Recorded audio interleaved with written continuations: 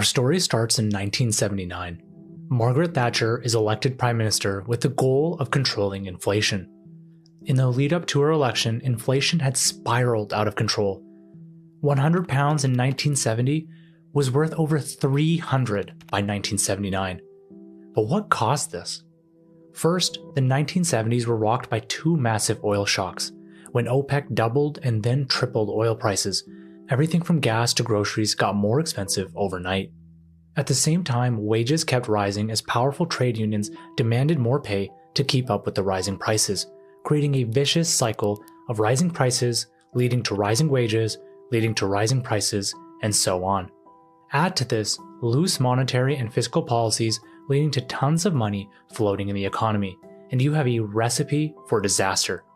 Guided by Chancellor Geoffrey Howe and hardline monetarists like Keith Joseph and Alan Walters, Thatcher had made inflation enemy number one. To fight it, her strategy was simple. First, reduce the money supply. Thatcher's government set out to strangle money supply, cutting sterling M3 growth from 12% a year to just 6% by 1984. Second, interest rates. In June 1979, she increased rates from 12 to 14%, then again to 17% in November, the highest in the history of Britain. The idea was simple enough: make borrowing expensive, slow down credit, and choke off inflation. Although this helped stamp down inflation, a stronger pound made British exports uncompetitive abroad, while sky-high borrowing costs crippled businesses at home.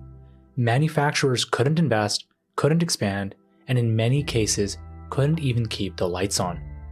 And the third thing was government spending. The Thatcher government aimed to cut public sector borrowing requirement from 4.7% of GDP in 1979 to just 1.5% by 1983. Concurrently, while in the middle of a recession, they did the unthinkable. They raised taxes. But Britain was already in trouble.